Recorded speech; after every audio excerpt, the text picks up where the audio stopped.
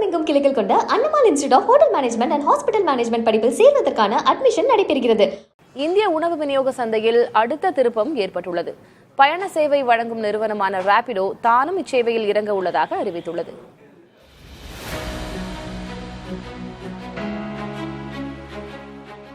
செல்போனில் சில கிளிக்குகள் போதும், அடுத்த அரை மணி நேரத்தில் விரும்பிய உணவு இருக்கும் இடம் தேடி வந்துவிடும். இந்த வசதி இந்தியாவில் பெரிய நடுத்தர நகரங்களை தொடர்ந்து சிறு நகரங்களிலும் அமோக வரவேற்பை பெற்றுள்ளது.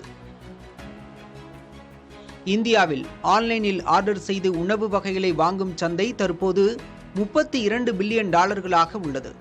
இன்னும் 5 ஆண்டுகளில் இது 4 மடங்கு அதிகரித்து சுமார் $140 பில்லியன் தொடும் என சந்தை ஆய்வுகள் தெரிவிக்கின்றன.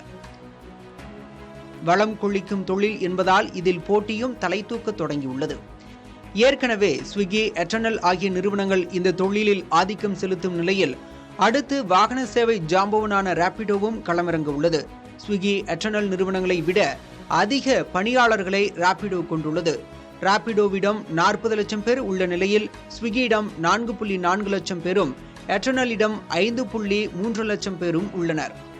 மேலும் போட்டியாளர்களை விட கமிஷன் தொகையை குறைத்து வாங்க திட்டமிட்டுள்ளதும் இத்துறையில் கடும் போட்டிகளை ஏற்படுத்தும் என கருதப்படுகிறது.